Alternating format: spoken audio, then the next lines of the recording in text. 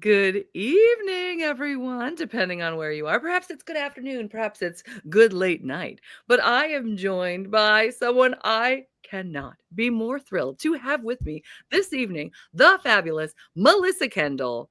Not only, oh, we get a pose already. I'm so happy. I'm so happy. Not only is I mean, I love the costumes, I love the writing, I love the paper dolls. We're even going to talk about that.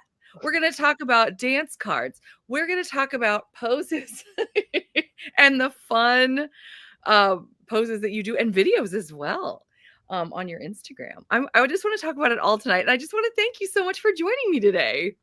I'm happy to be here. Thank you for inviting me. Oh my gosh, yes, absolutely. You know, you are my very last author of the season. And I couldn't be more thrilled to be ending on a bang, ending with you. I'm just so thrilled. So I let's start with well, let's see. Where would you like to start? Shall we go author route or do we want to talk about costumes first? What are we in the mood for first? Or do you have a preference? Whatever you think is more interesting. Okay. Well, tell us about what you're wearing right now. I definitely want to talk about that. For sure. So, funny story, I had a last minute change of costume because I was wearing a different one that I had made and designed myself. But as I put on the camera, I swear it looked like I was naked. Like I looked completely naked. And I was like, that's not going to work. so, so, so I switched to this one. This is one Yeah. of my newer ones. It's from a company called Recollections in the States.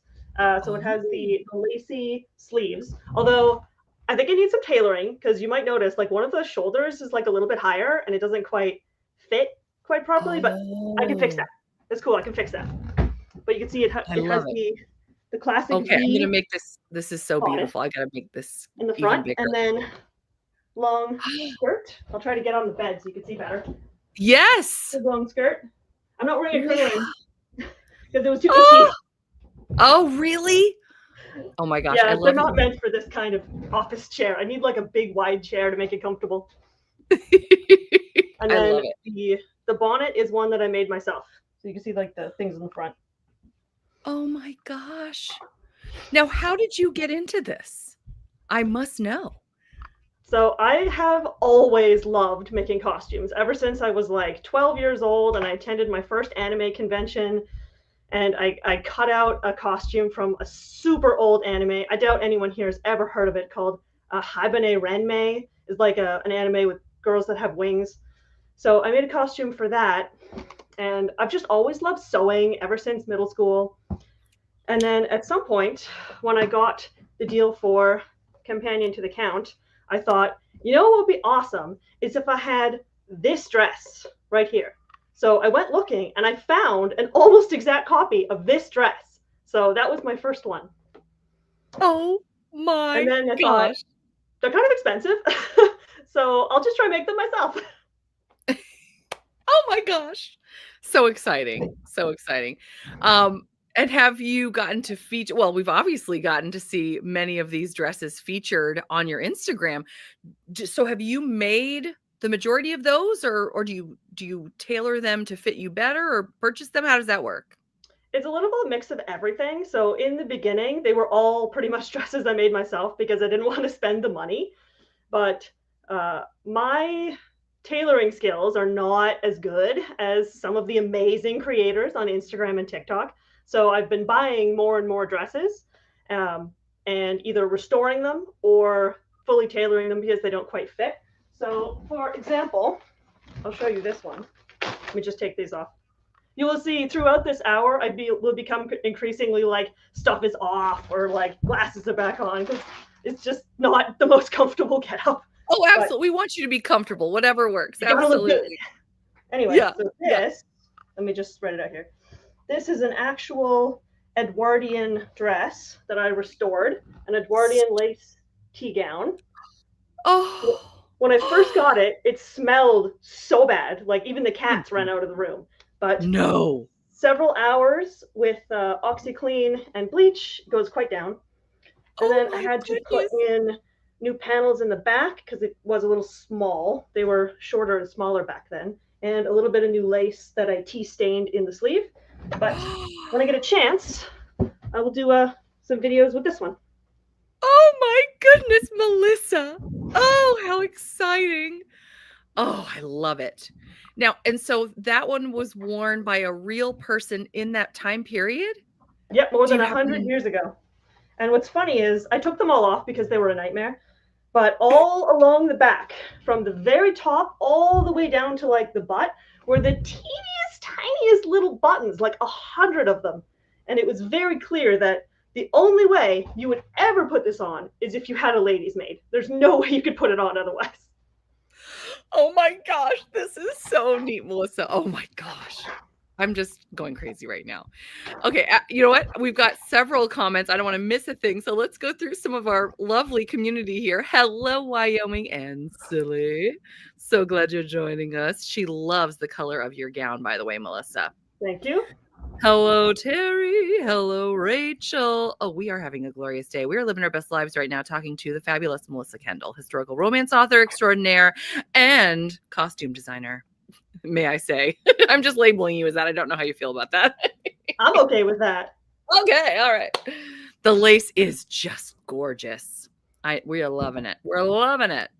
I wonder who was the woman that wore that. I know. I was thinking the same thing. I tell you. Hello, Jenny. Good evening. We're so glad that you're joining us today. Well, okay. Can I live my best life and screen share your Instagram and maybe we can scroll through and talk about a couple of the gowns? Is that okay? Absolutely. We could spend the whole time talking about historical dress if you want, because I'm Oh. down for that. Whatever you want to do.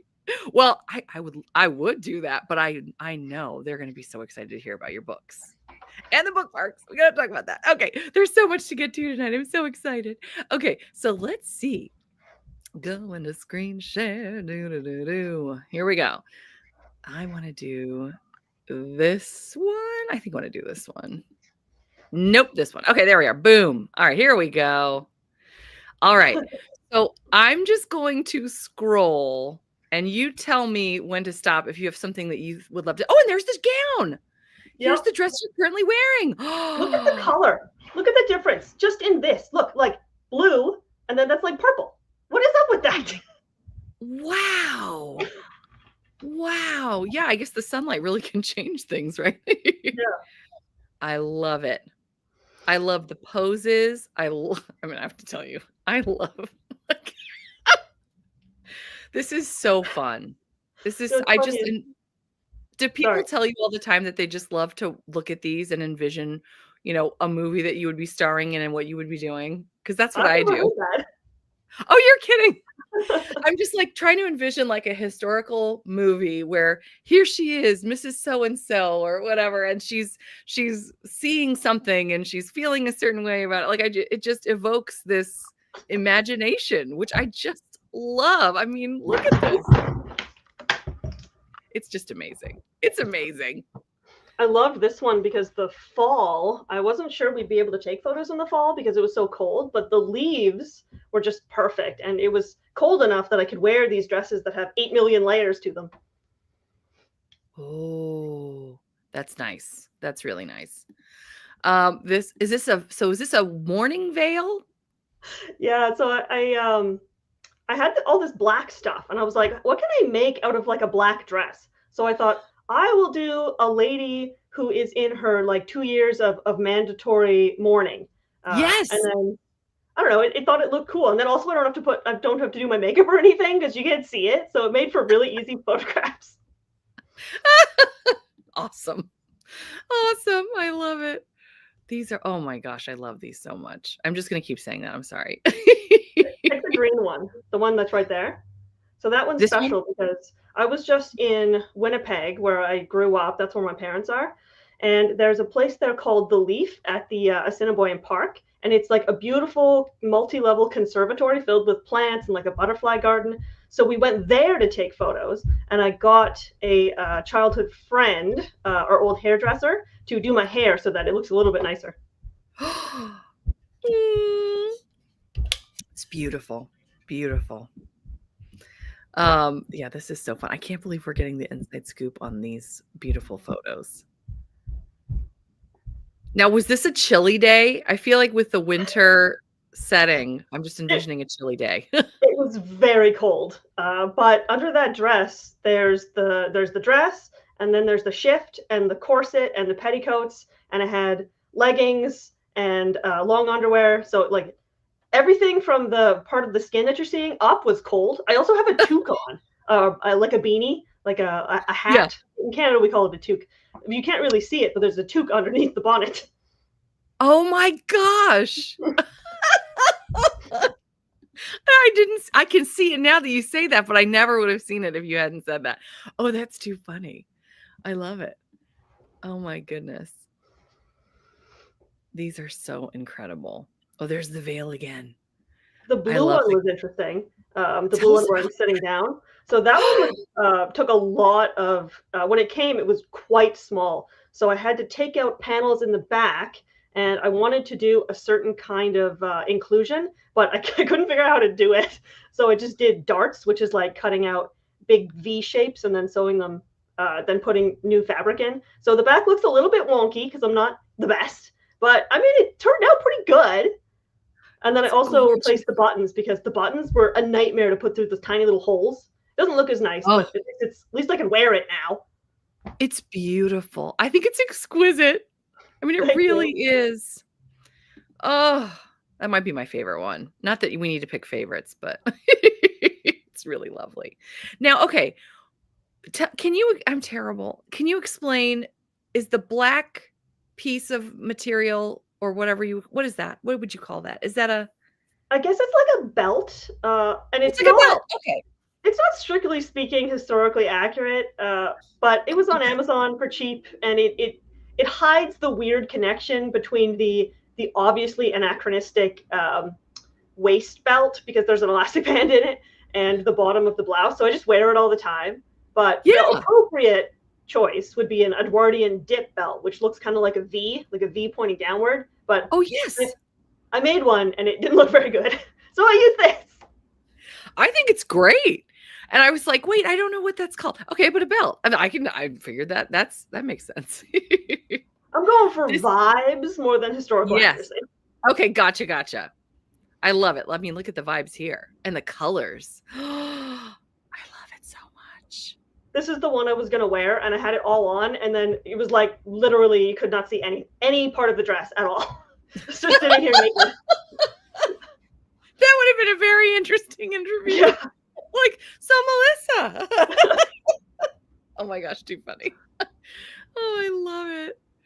Oh, and this one too. Oh my heavens. I love would you call that a flower or a rose in the center, or what would you call it? I'm learning right now. What would you call that? I'm not sure. It's just like a different type of pâtisserie. I'm butchered that French, but yeah, it's like an off-the-shoulder gown. This one's also from Recollections, and it's made out of fabric Oh. called Arabella silk. So it has like an interesting type of pattern to it. It almost looks like little tears, but intentional. Wow. Oh my heavens. Oh, there you go, Terry. Yes, Terry thank you. speaks That's the French. word. I'm not gonna try to pronounce that, Terry, but thank you. I'm really bad at pronouncing French. Oh my heavens. I Okay, hope let that's me the right word. You were right, it sounds like. Let's see. What else? Oh my gosh, again, the face. I love it. You might also notice pretty much every single one of my comments. My mother comments on them all in character.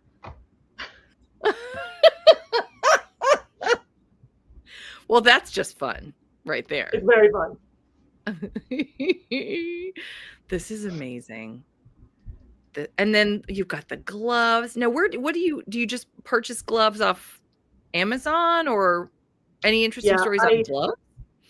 not really. I do buy most of mine from Amazon. I have made gloves before. I did a Mystique cosplay a couple years ago, so I learned how to make gloves that went all the way up to my shoulder. But it is a pain, and they rip really Oh. easily.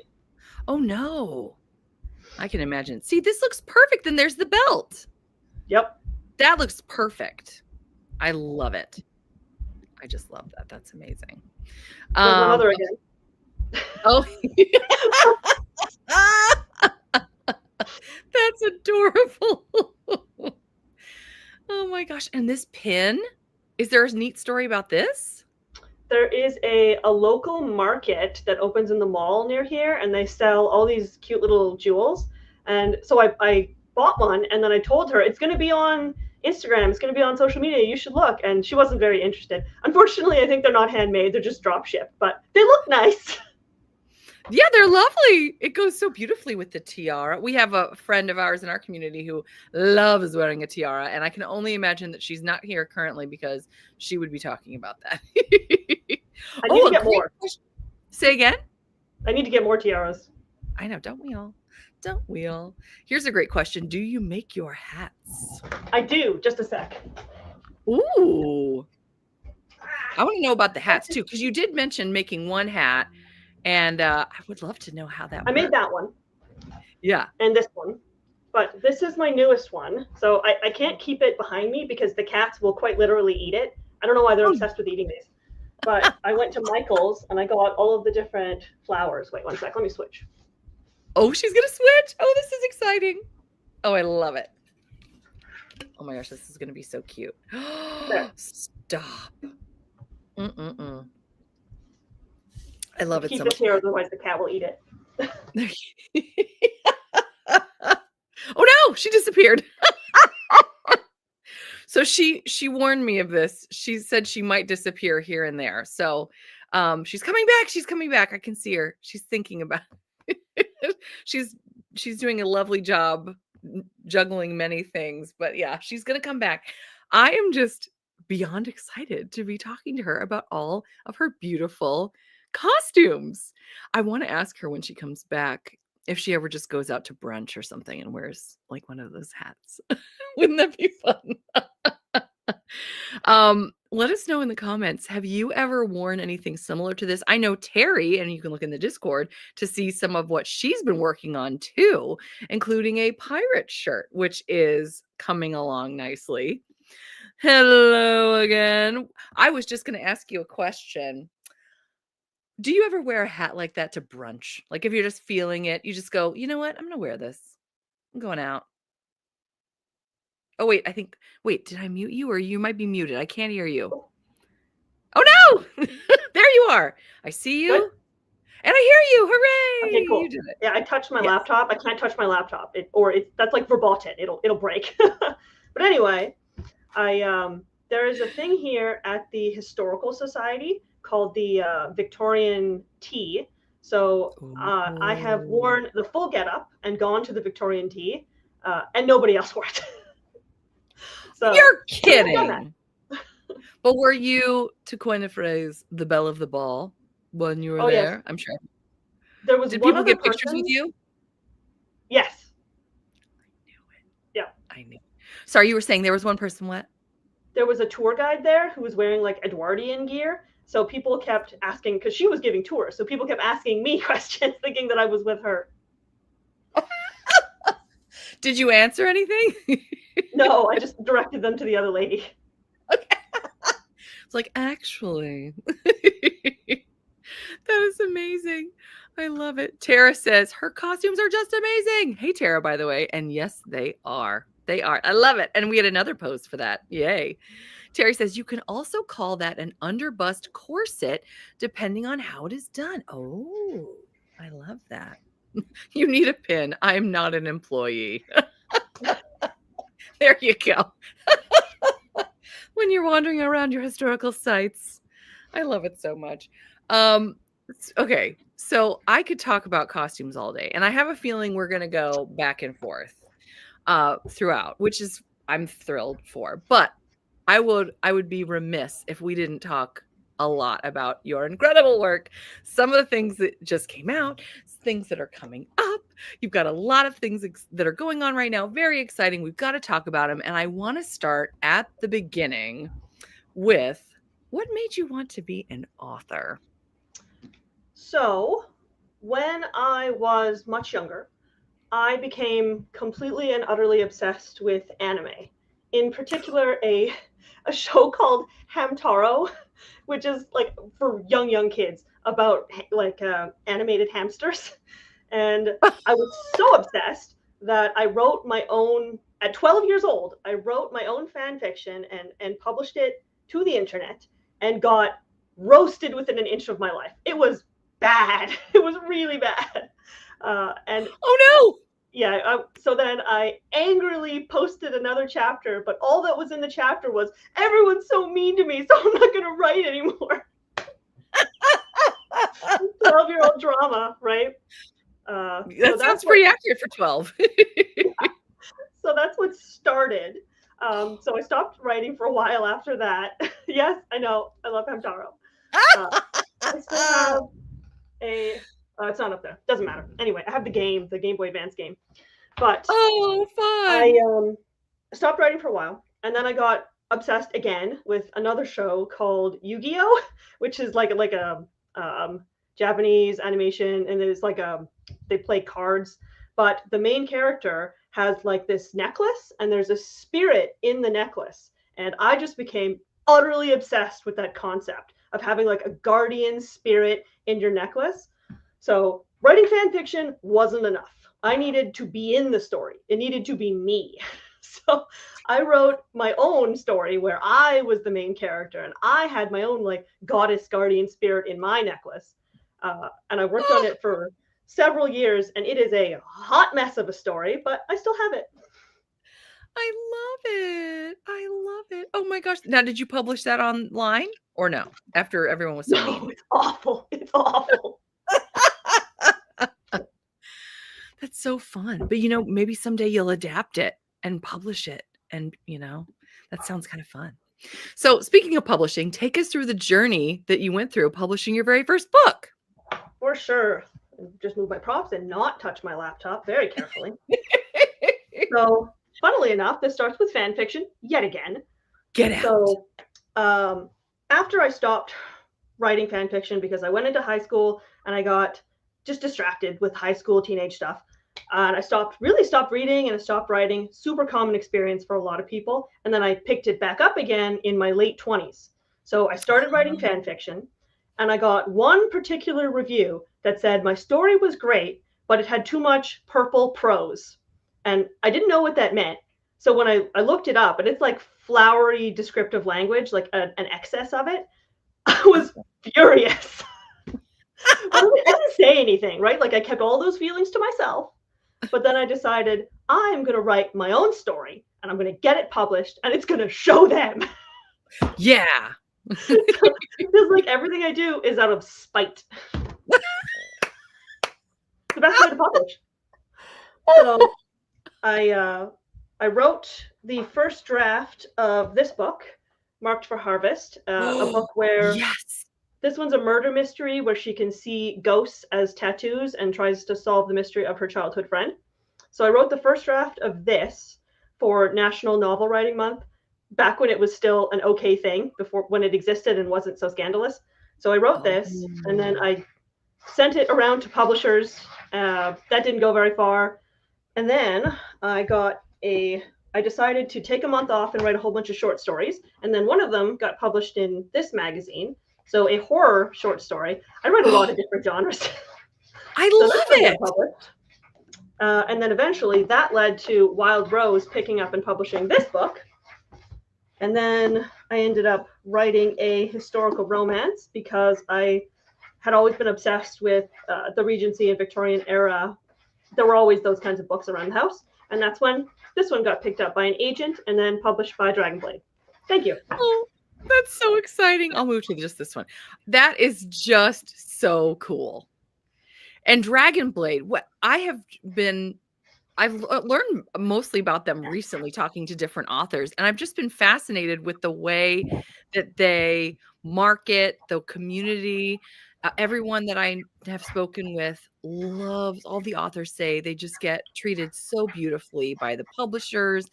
And I'm just fascinated with the different lines. I noticed, we're going to talk about Moonrise soon. But before we do, let's talk a little bit more about this series, The Seductive Sleuths, which if you're into mystery with your historical romance, this is the place to be. So tell us a little bit about this. Sure. So this is a book about a group of women. They're not related. I was still new to writing series. So they're all trying to solve some kind of mystery. The first one is about a woman who her brother ran off with all of the family's money, and because he's been gone for so long, the crown declares him dead, and they're about to lose their house, their family, or their house, their money, everything. And then she sees the face of her brother in the newest painting from a famous anonymous artist and says, "My brother's not dead. I'm going to go find this artist, figure out where he saw my brother, and get the crown to give us our money and stuff back." So she goes on a quest to find her missing brother and teams up with the love interest. Yes. It sounds amazing. And isn't her name, I love her name, Saffron. Yeah. I love it. All the gals have really great names in They're this all series. spices. Oh, they're all what? Spices. How long would it have taken me to figure that out? That is just embarrassing. They know my friends online know that I'm not in the kitchen. I'm just not that good. So there you go. Okay, they're all spices.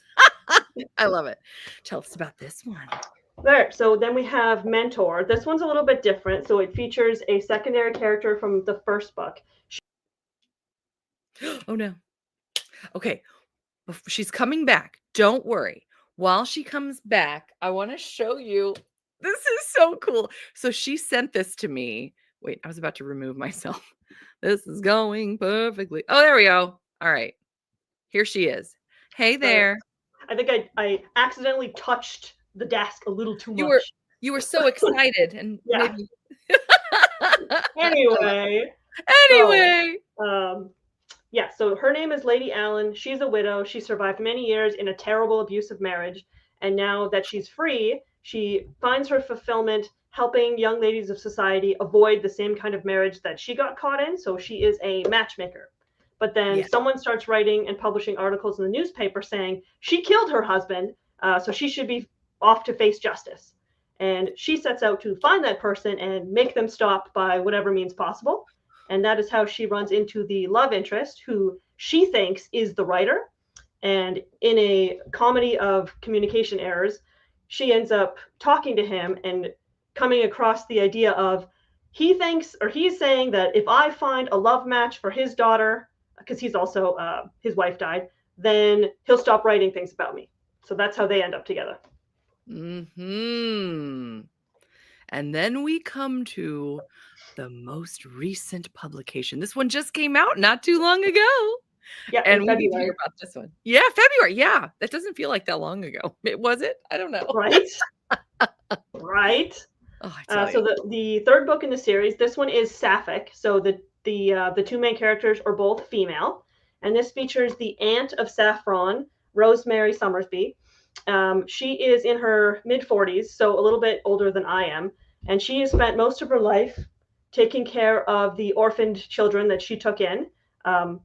And now she lives on her married daughter's property, not really doing much of anything. So her nieces say, you need to get out, you need to do something more with your life. So she goes to a ladies' charity meeting and falls in like, oh my gosh, I'm enraptured by this powerful speaker of a woman who gets up and talks about the plight of orphans in London. Because at the time there was a lot of orphans on the streets because of epidemics that killed a lot of people. And then late one night, that woman stumbles into Rosemary's cottage and asks her to cross the ocean with her to find out why the charitable location that they set up in Toronto to send orphans there for better life, or sorry, in Canada, not Toronto, why they stopped responding. So they travel across the ocean together, and there is only one bunk on the ship, and you get the idea. Only one bunk. Everybody's favorite. I love it. What was I going to say about this too?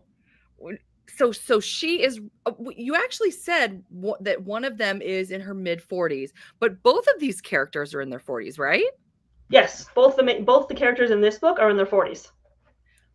We've been talking about, it's amazing, the community. We've been talking about how we really need older heroines, and to see this is such a treat, for sure. So we're very thankful that you've done this.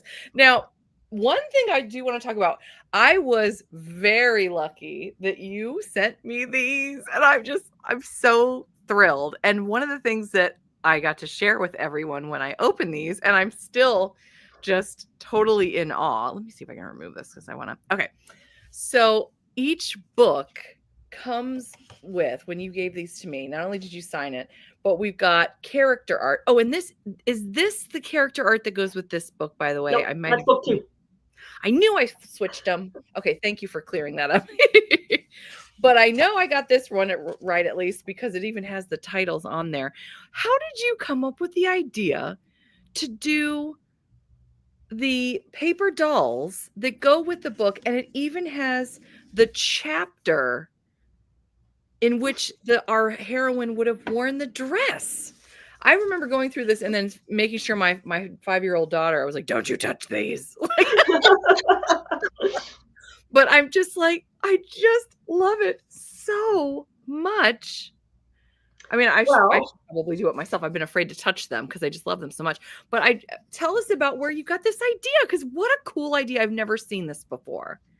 It's amazing. so first off, I think the person who made the art is actually watching, I believe. So kudos to her, Pam, Yeah. my one of my former agent siblings. So we shared the same agent. So she is the extremely talented artist who made the art for, I think, 2 of the dolls that I gave to you, and Oh. also some of the future ones. Oh The my middle gosh. one was a different artist. I tend to stagger them. Oh, okay. Gotcha. But anyway, so I was thinking about what kind of stuff can I give away at events and to influencers and like special people that they won't just like shove in a box somewhere. I want Yeah. something that integrates with the book. So you want to see it when you're reading the book. There's some sort of connection. And I thought, Yes. well, like historical romance is all about the dresses, right? Like that's a big part of it. So um, I wanted pictures of the dresses, and especially in the later books, I started putting my own dresses that I had made. I started writing them into the books, so that's going to happen. Um, and All then of I your thought, passions together. I love that so much. Oh my but gosh. firstly, I didn't want to go to a lot of money printing stuff that was already colored because it's really expensive, and I don't have a lot of printers nearby that are very good. So it had to be black and white. And then I Yeah. thought, okay, so let's do something that's a coloring book because then that's black and white so that people can color it in. Yeah. Um, and then for some reason, I just stumbled upon something on Google Images that showed paper dolls, and I was like, that's perfect. 3 of the dresses and a doll. And then when you're in the book, when you're reading it, you can put the dress on the doll and be like, this is what she's wearing. I love it so much. I just think it's the coolest thing ever. I really do. And then, okay, so now I've got it right, right? This is book 1. So now, who's the artist who did this? That is Maricela on Instagram. She does art for a whole bunch of super popular books. Fantastic artist. Unfortunately, these prints came out super dark. That's not her fault. That's the printer's fault. Well, I think they're lovely. And the intensity too that's conveyed. It was a pleasure drawing those. So much fun. Well done, Pam Cake. Oh, Pam Cake. I didn't get that until I said it out loud. Pam Cake. I'm sorry. I'm a little slow on the uptake there, Pam Cake. That was adorable. Love the name too. Oh my gosh. Okay. Can we also just glance at these then too? I'm sure Pam Cake Absolutely. won't mind. Are you going to color them? Yes, I'm going to color them. You better believe it. I sure am. I'm excited. I am. And so then we have the art for, this is the second book, The Mentor to the Marquis. And then we've got, okay, so again, just to give you context. So here's the cover. And then, and by the way, you're giving me life with your fan. Can I even tell you? So it I just love works. you. Like Mm. it seems appropriate to the setting, but it's just because I just have to stim constantly. So if I wasn't doing this, I would be doing this, and it's a lot more distracting. So I'll do this. There you go. There you go. How perfect. So we've got the day dress in chapter 3, and then we've got. Oh wait. Oh, I'm sorry. I'm messing this all up. Okay, we've got the evening gown in chapter 21. Look how gorgeous. And we've got the shepherdess costume. How fun. Oh my gosh, I love it so much. Okay, and then the last one, and then I'm going to stop gushing about this. I promise. So I just want everybody to see it. I know many of them saw it when I opened this the first time, but again, and the covers are so lovely. Tell us about the covers, by the way. Do you get any say into how they're designed or For these ones, this was back Sure. when Dragon Blade did not let you do a lot of feedback. You basically were able to say like three things, like the hair color, like the eye color, and like an object, and that's pretty much it. So I didn't have a ton of Oh, feedback into those ones, but I think they turned out good. yeah. Oh, they really did. Oh, they absolutely did. I always love to ask that question because, it varies so much from author to author and with different publishers and yeah, so that's another one. I love this. We both the gals are wearing mustaches, correct? No, I don't think they are. I think it's just how the art looks. Oh, I'm sorry. Those are funny though, right? They're like going undercover. Yes, that's what I was thinking. I love it. I love it. And then we've got, look at how cute. This is just, Melissa, it's just the neatest thing. We've got the blouse and bloomers from chapter 2. I just love this. And then we've got the silk gown in chapter 29 and the walking suit from chapter I have 13. that one. So that is my red corduroy dress. Okay. Now I'm going to have to color this red. And is it this one? Oh, wait. Yep. Hold on. Let me share screen. Here we go. Here we go. This one? Is this it? Yes. Yep, Okay. that's it. Yay! Oh my gosh, this is so cool. Guys, I'm having so much fun. This is just the coolest. Okie dokie. So the other thing that you sent that I'm just thrilled about, and I'm going to actually use this to transition into what else we're going to be talking about tonight. I want to talk about the bookmarks. Your bookmarks, you guys didn't know. I mean, already she's like the most creative person ever. And then we come to the bookmarks. Tell us a little bit about this. I just think this is the neatest thing ever. This is my favorite bookmark now, by the way. I think that of any bookmark ever. It's just the coolest. So tell us about it. I was trying to find something a little bit different. I didn't want something that just had the book cover on the bookmark because then I would have had to make bookmarks for every single book. So I wanted something that was more just like general historic. So I was searching through Etsy and I found this picture of like an invitation to an afternoon tea that had roughly these similar elements. So I bought that and then I transformed it into a bookmark and I found an actual dance card from 1860 and put all the dances in there. It's just, I mean, those are real songs. And then on the other side of the bookmark would be essentially the dance card where everyone would write their names. It's just the coolest. Now, do you want to tell them? Do you want to tell them something exciting? Absolutely. Melissa? So Okay, I have a whole bunch of extra PR envelopes. So they have what she has shown you today, the dolls, and also some secret stuff for my next books that are coming out, and the dance cards. And I will be giving these away to people who fill out a form. And if there's less than a certain amount of people, everyone will get one. If there's like an enormous amount of people, then we'll figure out some way of choosing. Yes. In fact, well, by the end of our show, I'm going to send the link and it's also going to be in the description box so you can fill it out. But you could have paper dolls and these bookmarks. Isn't this amazing? I'm so thrilled. I'm so excited. Oh, and we got another pose. I love it. Oh, yes, Okay. we should mention the second type of dance card. So those are the dance cards for this series, the Sleuth series. My new series is also Victorian, but they are vampires. So I said, let's make it, what would a dance card at like a vampire party look like? And they're blood drinkers, so maybe it got a little bit out of hand. So I changed 3 things. I made it a little bit darker. I changed it to Countess Grayson, who's a character in the book. I added the blood splatter. And then there's also a number 8 I changed to blood sport ladies' choice. Oh, I love it. I love it. Oh my gosh, that's so cool. I love Deborah goes, I'm here. I'm in time for the paper doll love. Yes. And you could get some of your own, Deborah. It's very exciting. Oh, they're like, that's so nice of you. It's so cool. Yeah, it's so cool. Yeah, we are excited. We're really excited. I can't wait for you guys to get these.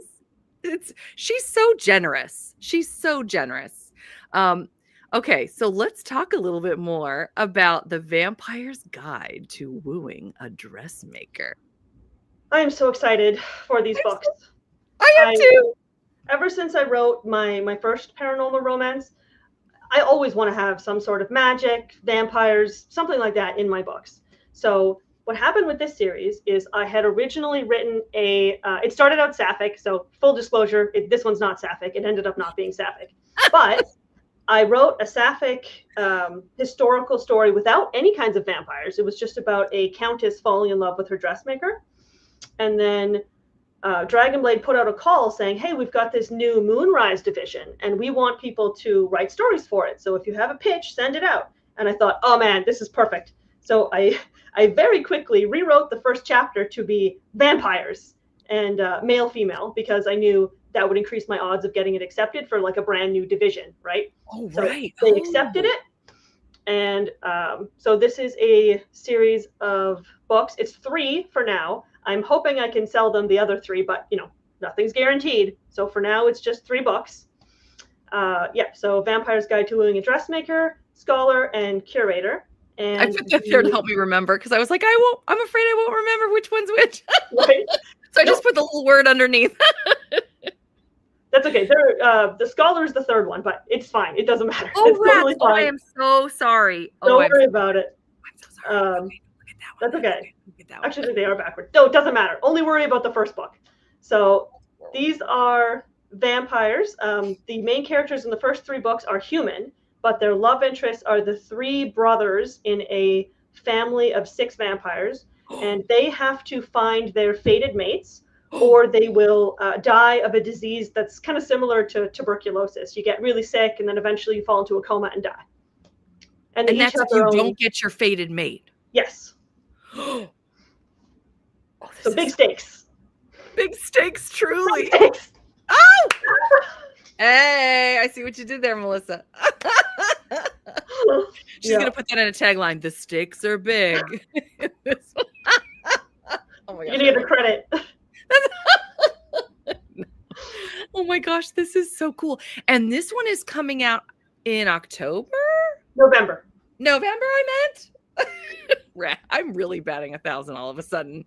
I'm so sorry to it. Terribly sorry.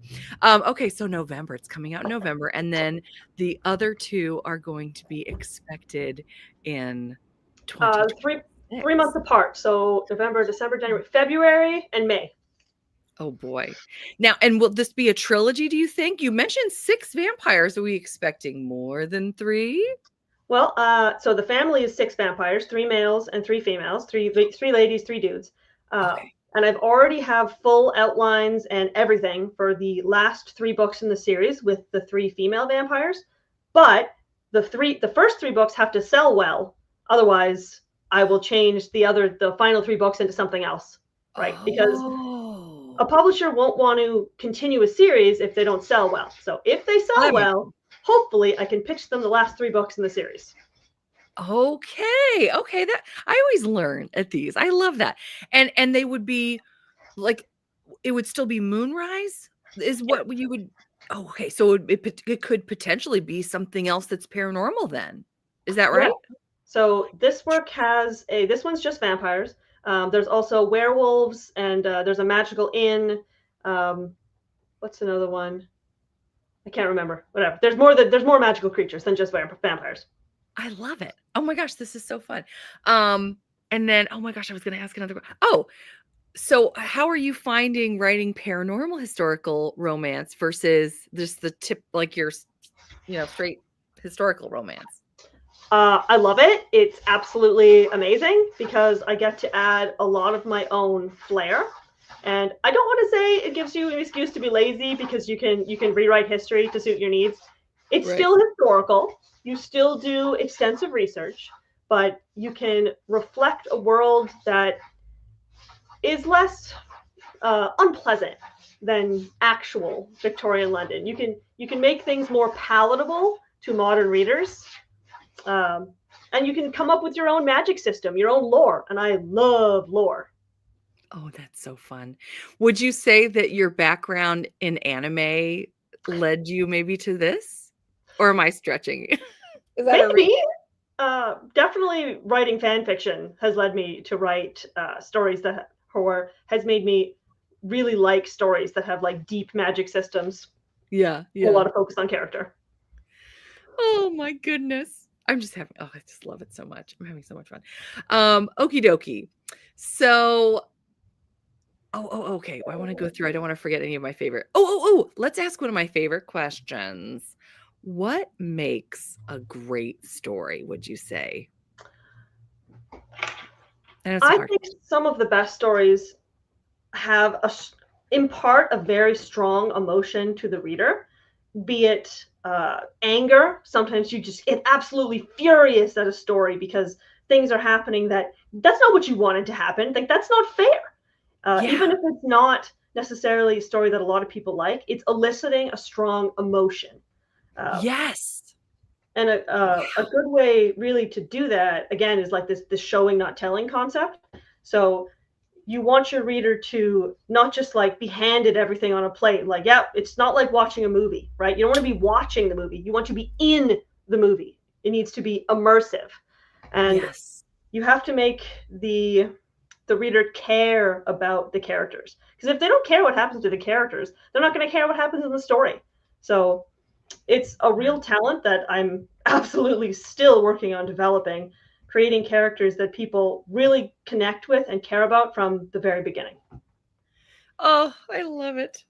Now, talking about your audience and caring about the characters, when you get a chance sometimes to talk with people who have read and enjoyed your books, what do you find them talking about the most? Is there something specific? What seems to resonate the most with people who have enjoyed them?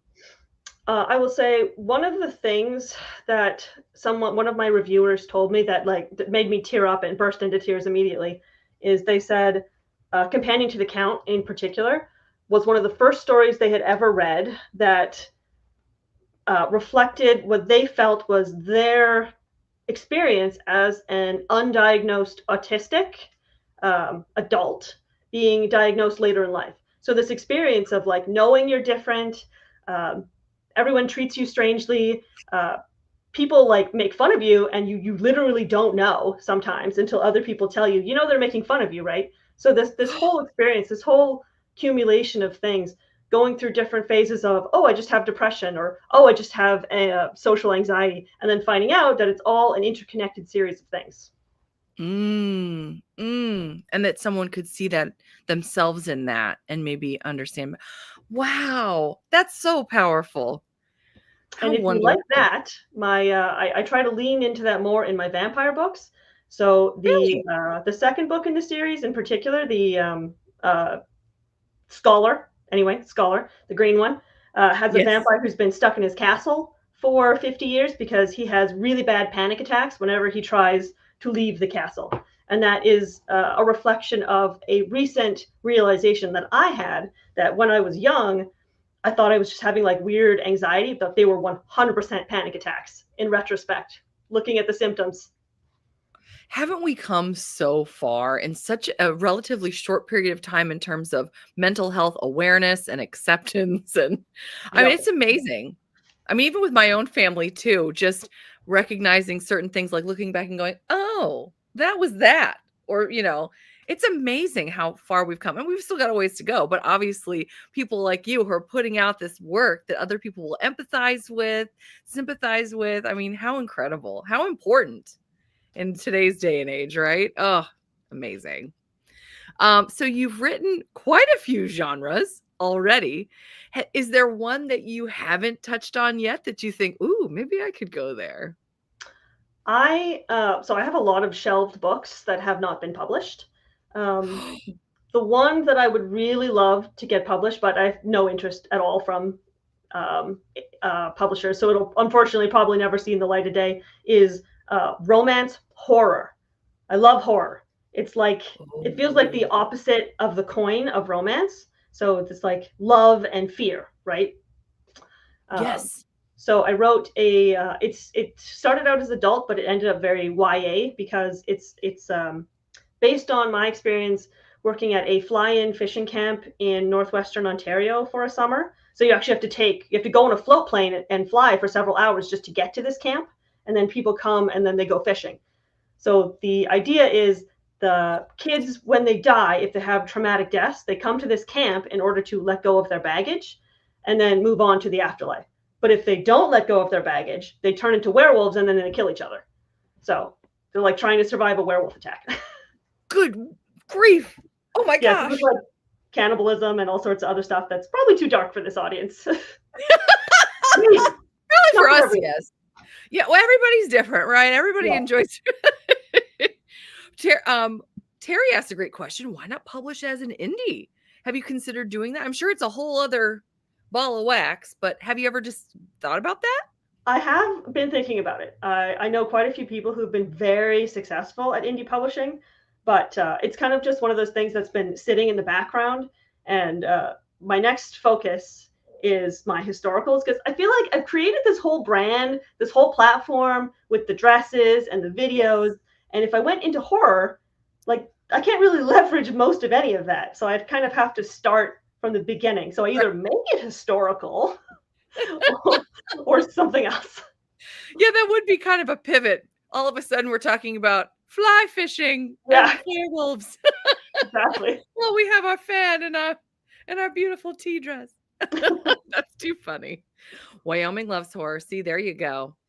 There you go. In fact, use a different pen name. Oh. Very true. Oh, interesting. I'm still working full time right now, so it's this is as much as I can handle. I tell you, all the authors I've spoken to, hats off, because you guys work. I mean, I'm amazed. I'm so impressed. I'm so very impressed. Now, in terms of horror or just in general, who would you say are your greatest influences? So when I was growing up, my sister lent me a lot of Stephanie Lauren's books. I don't know if you've ever. She's Yes, a very historical. cool. Yes, so I've read pretty Yeah. much all of her books, especially the Sinster books, the family of the So I absolutely loved, firstly, how they were very sensual, right? So high heat level in them, and they always had a mystery. And I would Yes. read other historicals that didn't have a mystery, and they just never hooked me the same. It's got to have a mystery somewhere in it. So that's where my love of putting murder mysteries or some kind of mystery in all of my books comes from. Stephanie Lauren's. I love that. Yes, I remember when I was first starting to learn about historical romance and I was looking at her books and it was like, so-and-so's gone and they have to find him. And then the next book, and so is gone and they have to find him. And I'm like, everyone's disappeared in these books. It's an epidemic.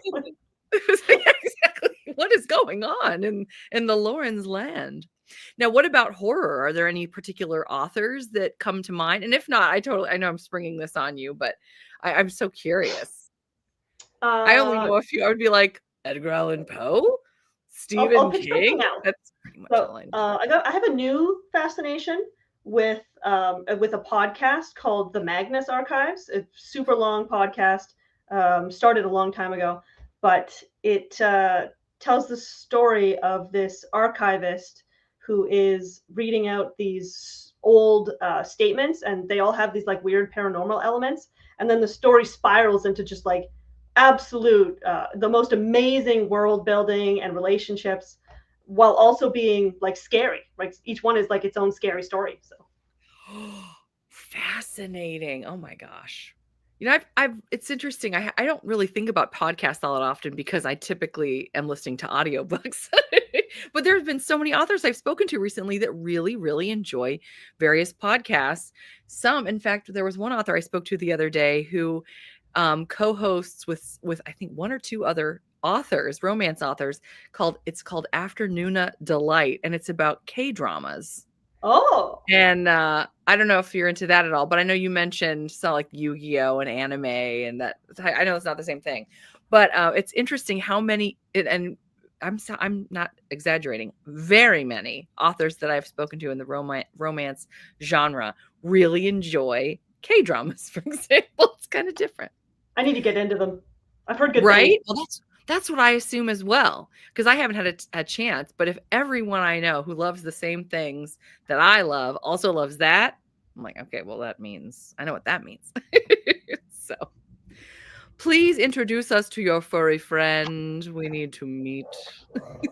She's gonna kill Terry me. has two of her own. Look, Portage. Oh, Portage, look. Look. Oh, she's gonna bite me. So this is oh Portage. no. She's like 13, and she must always be within like 6 feet of me, but then also loves to bite and scratch and hiss. So that's her thing. So that's Porridge. And you said you had another one too?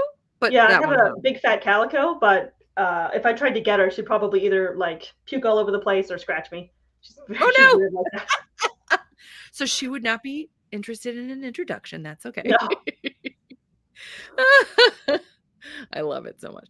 Okie dokie. Oh, I've got another comment. I'm jumping back and forth. Oh yeah, it is pretty funny. The cat people understand. Those of us that have cats, we get it. I don't currently have a cat, but I've had 3 cats in the past. So yeah, I totally get that. Oh, and Pancake says, "Hi, Porridge." That's an adorable name. How did you come up with Porridge?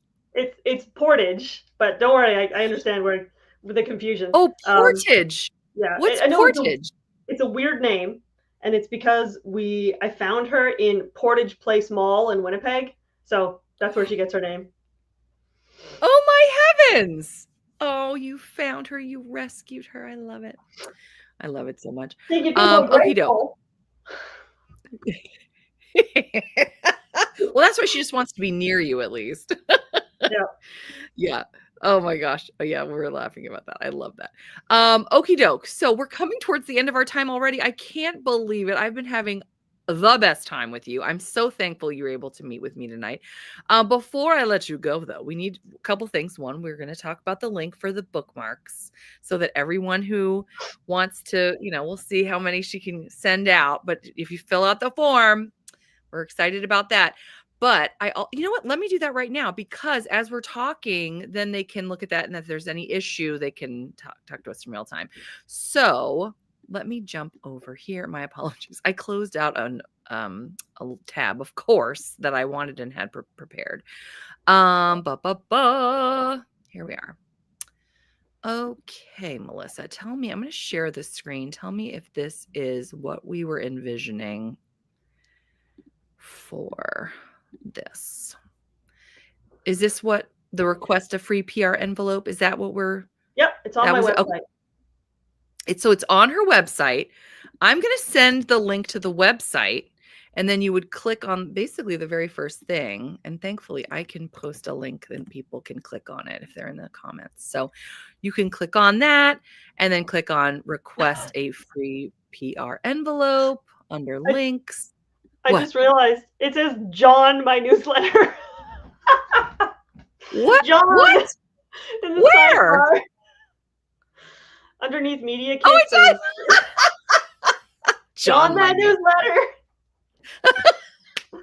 Oh, okay, I'll go fix that later. I don't think a single person would have noticed. It's because you're a writer that you saw that. That's why. I mean, it's very impressive. Oh my gosh, too funny. That is hilarious. Okay, so the link is in the comments, everybody. This is your time if you want to choose this beautiful bookmark,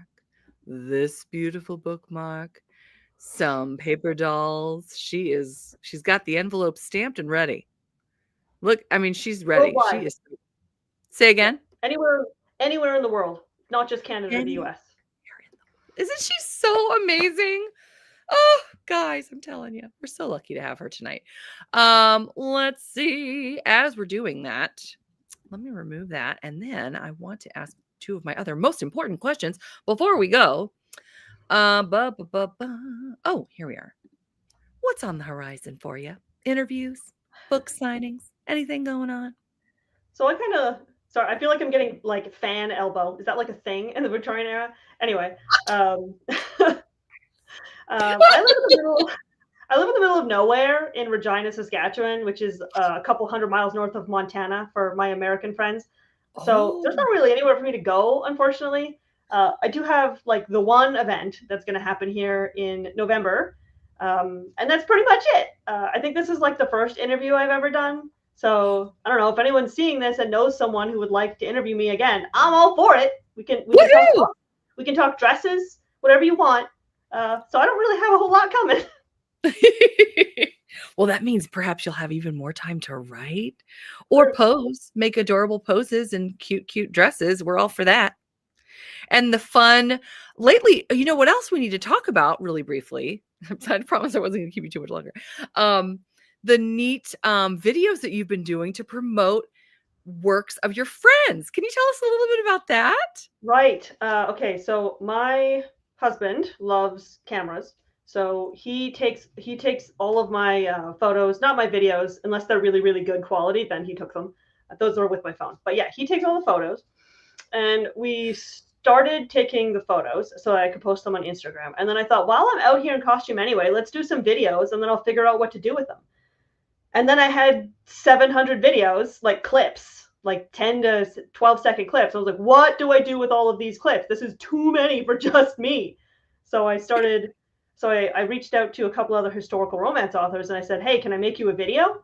And I don't know, they really liked it. And then all of a sudden it was like 40 authors and then 100 authors. So I have, I think, 400 more videos queued. So I got a lot of videos to come. This is so exciting. I just love it because the first time I saw it, I was like, wait a second, that's Melissa Kendall, but it's for, I want to say, was it Andrea Janelle? Have you done one of hers? Yep. Yes. I was like, wait a sec, I know that book, but that's Andrea's book. The historical romance author community is a lot smaller than you think, so we all pretty much know each other. I love that so much, and it's such a great community. Too many. I felt that though. It's overwhelming. I have we probably still have like 10 to 14 more photo shoots throughout the rest of the year, and I have 2,600 photos yet to share on Instagram. Oh Gonna be doing it for a while. Oh my gosh, that's amazing. That is amazing. And then last but not least, where can we look for you? For those of us that need more Melissa Kendall, tell us where we need to go. I post everywhere, and I pretty much have the same handle everywhere. So I'm on everything except Twitter because fuck Elon Musk. So a week ago, I had an author on that said the exact same thing. That is hilarious. I watched it. I heard him say it. I was like, what a coincidence. Oh my gosh. I'm on everything. I'm on YouTube as well. One of my recent shorts got like 20,000 views. Shorts are crazy right now. Aren't they? Yes, they are. That's amazing. That's fine. Go ahead. Okay. Sorry. One of my kids, I knew someone would get up to figure out how to sneak in here. She was very quiet though. I'm impressed. Yeah. Oh, that's too funny. And I have all of her pertinent links in my description box, by the way, so you can find her without too much trouble. Jenny says, can you link her Instagram so I can find it, please? Absolutely. You know what? I'm even going to pop it right here. So you can click on it right from the chat. Make life extra easy because you guys need to go there like right now and look at her pictures. They're just so fun. And the videos. Now, the videos are, do you post them? I can't remember offhand. Are they reels or stories on Instagram? They are reels. Okay, so they're still there. Yep, all still there. That's great. That's awesome. Endless content. You'll be 88 and retired and still have gorgeous pictures to post. I hate to say it, but like with every year that passes, like it takes more makeup, right? So you do them when it's easiest to do them. It's so true. It's so true. Oh, that was mine. I'm like, oh, look what I said. Oh my. Oh my. Yeah, absolutely, Jenny. No problem at all.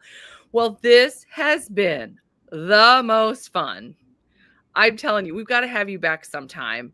And I am so excited to finally get a chance to dive into all of this backlist. It's so incredible, and color those paper dolls and your Moonrise, not line. What do they call them? Not design. Moonrise imprint. For Moonrise. I'm just so excited about the Vampire's Guide to Wooing a Dressmaker. That's going to be so fun. So fun.